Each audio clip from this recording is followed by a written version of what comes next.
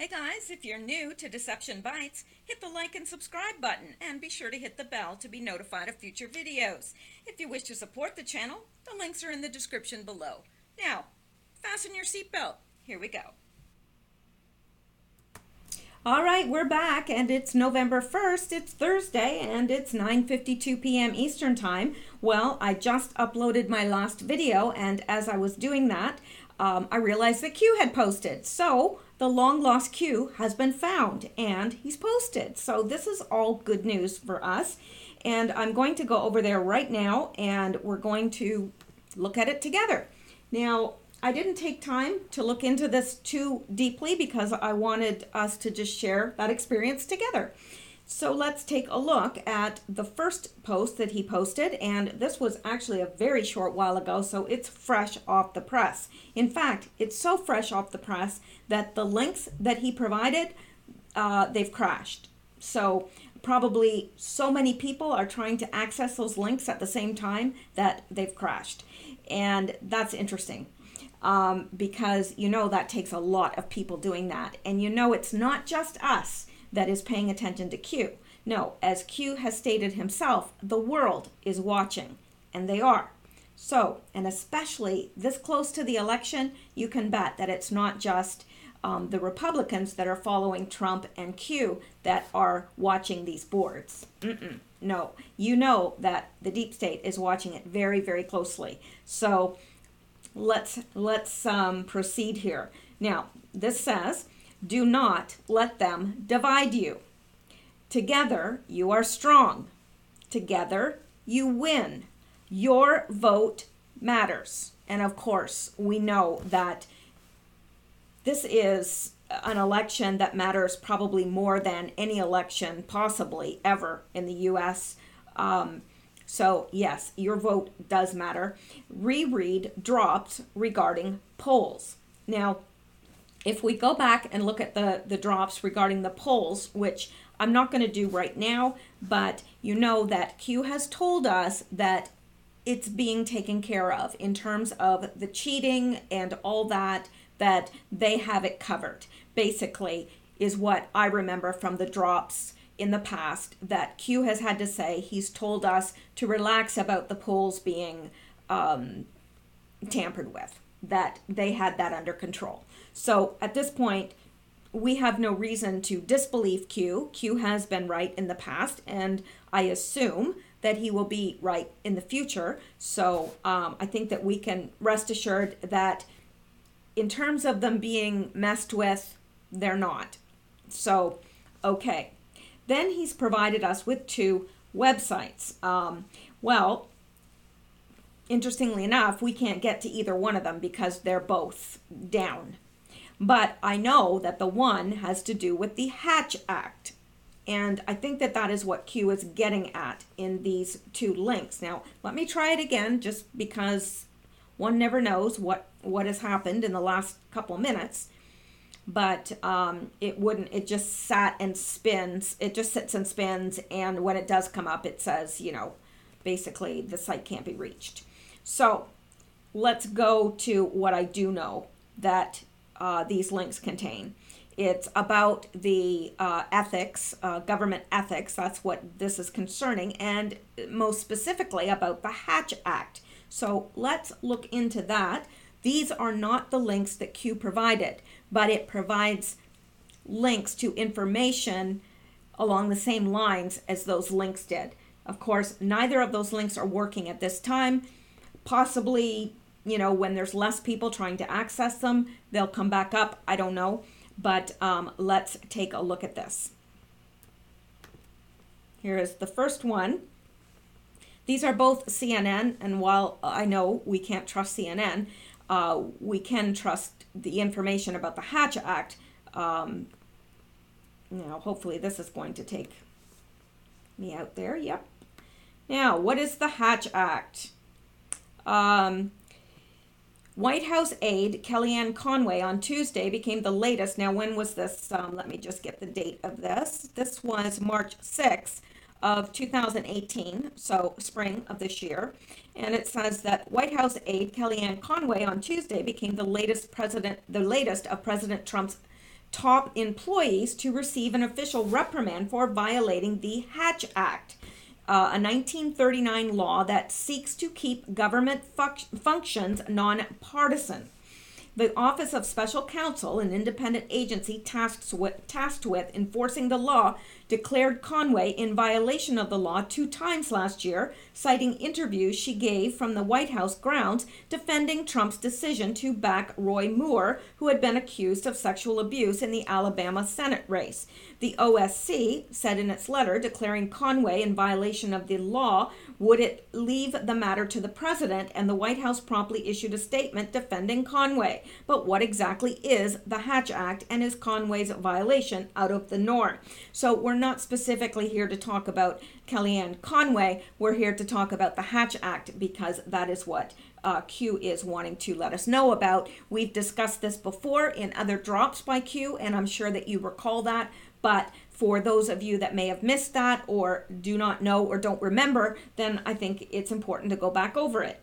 The Office of Special Counsel, not to be confused with the Department of Justice Special Counsel investigation led by Robert Mueller, is a unique government body charged with enforcing a handful of rules, including the Hatch Act. The law is supposed to stop the federal government from affecting elections or going about its activities in a partisan manner, and according to the OSC's own explanation of the rule, it applies to federal employees as well as state and local employees who work with federally funded programs. The rule is a workplace guideline, and violating it is not a crime. Responses can vary significantly after employees violate the rule, from a slap on the wrist to a loss of a job. The OSC has its own guidelines for those covered by the Hatch Act to avoid violations, and more recently, it has posted specific guidelines for social media. And I would assume that this is probably getting closer to what Q is hinting at. Some federal agencies, like the Justice Department, have their own guidelines around political speech that go beyond the broad outlines of the Hatch Act. Complaints are somewhat routine, and the debate over high-profile violations can be sharp, with interest groups and legal experts regularly weighing in and accusing government officials of violations. Former FBI Director James Comey was himself at the center of a heated Hatch Act debate in the final days of the 2016 campaign. His decision to update Congress on the status of the Hillary Clinton email investigation received widespread criticism, and CNN legal analyst Steve Vladek noted that varying Hatch Act complaints at the time, although Comey was not ultimately found in violation of the Hatch Act. While the debate over Comey's actions and cases like Conway's received the lion's share of attention, the act is routinely boundary for rank-and-file government employees who have had to follow specific protocols to keep political beliefs from being perceived to affect the performance of the government. Just this week, the OSC handed down an announcement citing the Hatch Act, telling employees to leave their "Make America Great Again" hats at home now that the president is officially running for re-election. Who has violated it? Okay, well, we don't care about really right now who has violated it. Of course, those are two that have been said to violate it, Kellyanne Conway and Comey. Although Comey was found to not be in violation of the Hatch Act. Let's see if we can get a broader definition of it. Hatch Act. The Hatch Act of 1939 officially, an act to prevent pernicious political activities, is a United States federal law whose main provision prohibits employees in the executive branch of the federal government, except the president, vice president, and certain designated high-level officials, from engaging in some forms of, don't leave us on the line here, you cut it off at the wrong place, from engaging in some forms of political activity. It went into law on August 2nd, 1939. The law was named for Senator Carl Hatch of New Mexico. It was most recently amended in 2012. So I'm not exactly sure, you know, to boil this down into a nutshell, I'm not exactly sure what activities they would consider to be in violation of the Hatch Act, and I'm trying to get something here that, okay, well, these are the permitted and prohibited activities for employees who may participate in partisan political activity. Partisan being one side or the other. Bipartisan, of course, meaning, you know, both parties equal, whatever. These federal and DC employees they can be candidates for public office in nonpartisan elections, register and vote as they choose, assist in voter registration drives, express opinions about candidates and issues, contribute money to political organizations, attend political fundraising functions, attend and be active at political rallies and meetings, join and be an active member of a political party or club. Well, what can't they do? That's what we're interested in. Okay, here's what they can't do. This is what we're interested in, because I don't think Q would be bringing it up unless he was talking about the violation of such act. That's my thought anyway. Okay. Federal and DC employees may not use official authority or influence to interfere with an election. Bingo. That's what Q is talking about. I bet you. They cannot use official authority or influence to interfere with an election. Well, that just brings all sorts of people before my eyes. You know, I'm just thinking of all sorts of people that could be in violation of that. Okay, what else can't they do? They can't solicit or discourage political activity of anyone with business before their agency. Okay, can't solicit or discourage political activity of anyone with business before their agency. Okay, so I see what they're saying there. Solicit or receive political contributions. So they can't solicit or receive political contributions, but it may be done in certain limited situations by federal labor or other employee organizations. They can't be candidates for public office in partisan elections. They can't engage in political activity while on duty in a government office, wearing an official uniform, using a government vehicle, or wear partisan political buttons on duty, which would make sense why they told, now that Trump is running for re-election in 2020, that's why they told these employees, you can't wear your Make America Great hat again. That makes sense, because they're supposed to be bipartisan, right? So anyway, I would say that there's going to be more about this coming up, and I would say that we are going to begin hearing of people that have been in violation of this Hatch Act, but according to this, it's not against the law per se. I mean, but they could lose their job or so forth. So we're not talking about people going to prison for violation of the Hatch Act. So let's go back to Q. So Q is wanting us to know about the Hatch Act and so forth. And I apologize that I can't take you out to those links, but when those links do come available, I will try to screenshot them to save them so that I can show you at a later time. Now, let's go on to the second one, because this is nothing new to us. Do not let them divide you. Together we're strong. I think he's just trying to bolster us and, you know, rally the troops. That's what I feel. That's the feeling that I get from this. So now let's go to the second one. And he is making reference to an earlier post of his from July 29th. So let's take a look at that. But in order to do that and make it bigger, I'm going to actually go out to the board and we'll find it there, to the actual 8chan. Okay? So we're now transitioning over to 8chan, and we're going to find the exact post that Q made, and here it is. And we're going to click on this because he is referencing an earlier post of his. We're going to click on that so that we can read it and see it bigger and understand what it is that he's wanting to tell us. So this is the earlier post, July 29th.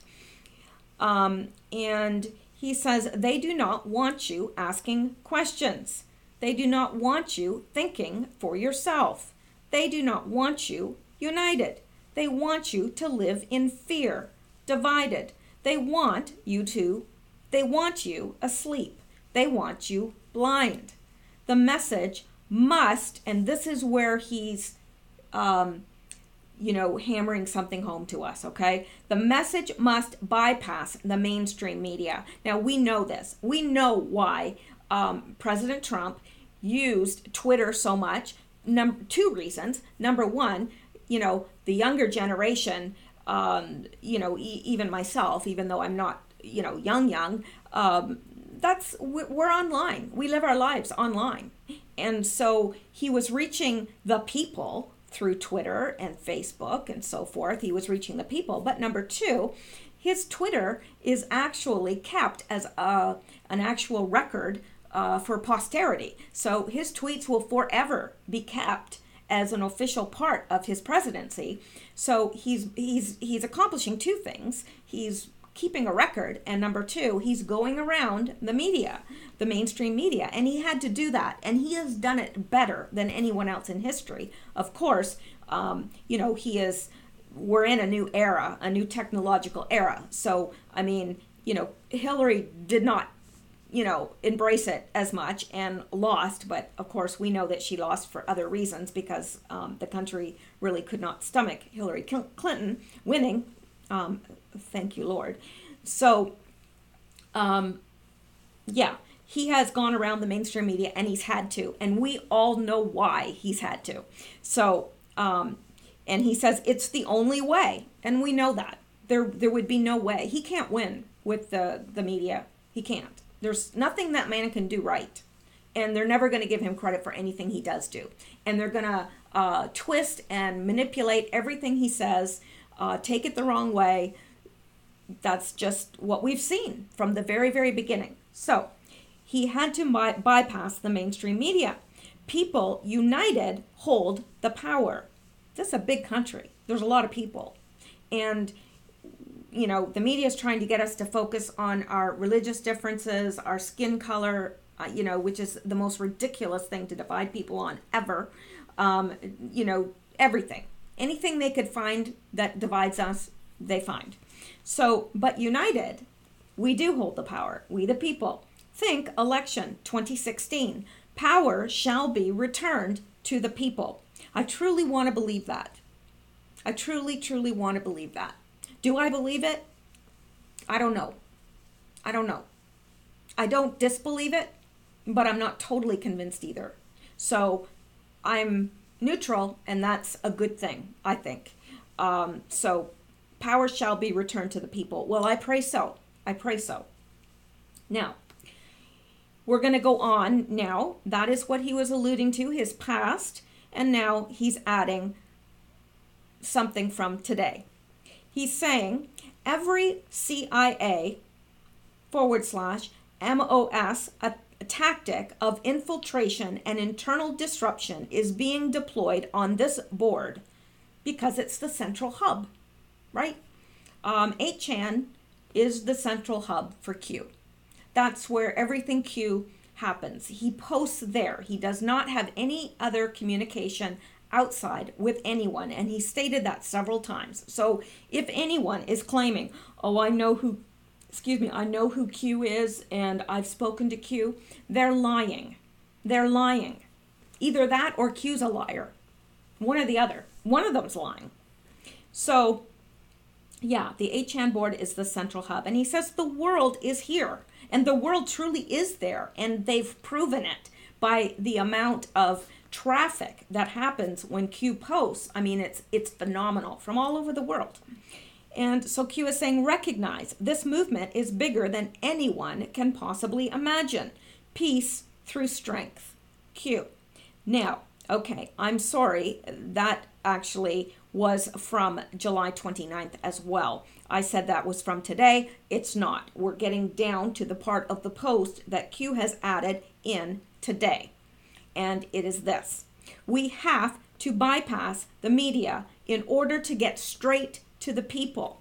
That's in quotation marks. That was spoken by Donald J. Trump at tonight's rally.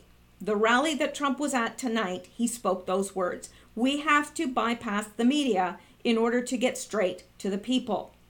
We've gone around them like no one in history has gone around them. Now, that was our president speaking at tonight's rally. And Q said, think mainstream media attacks regarding Q. We, the people. Now, and he's saying Q is really we, the people, because Q is speaking on our behalf and is rallying people on behalf of the movement to return power to the people and against the deep state. So, yes, there have been mainstream media attacks, not just against President Trump, but against Q, and we have witnessed that and seen it. And I think that is why so close to the election that Q has been silent. But I think that it's also interesting that on the 1st of November, Q would make himself known again, not giving us anything new, but I think it serves to rally the troops. It's like after a while, you know, your commander has been gone and you start to get sleepy and it's like, okay, well, you're waiting for your orders, you're waiting for the next whatever. And I think this serves to, come on, all right, you know, I'm still here. The message still is, this is the message. So I think it's great. This is positive as far as I'm concerned. I don't see anything negative here. Does it change the video and how I feel about the video that I just did? No, it does not. I think that we need to be on guard. Do I believe Q? Yes, I do. For the most part, I believe Q. And I believe Trump. I believe Trump up until this point. I've got no reason at this point to disbelieve him, but I also know this is a war and anything can happen. So we need to continue to pray for our president. I think that's our duty as American people, if you are a believer, to pray for our president and to keep him in our thoughts and prayers going forward, and to pray for those men and women in uniform that are going to be facing this barrage on our southern border. I think that it would behoove us to do that as well. Those of us that are believers, you know, I would ask that we could do that, because it's something that we can do that doesn't take a whole lot. But I do believe prayer changes things and does affect, it does affect things. So anyway, that's it. That's all I have from Q for tonight. If there are more posts, I will certainly bring those posts to you. Hopefully, I'll still have time to do another video, which will be my third video on the Q-related news, because I think that's important too. So at this point, though, I'm signing out, and I ask that you all enjoy the rest of your evening, that you stay safe, stay blessed, stay well, and I will talk to you very soon.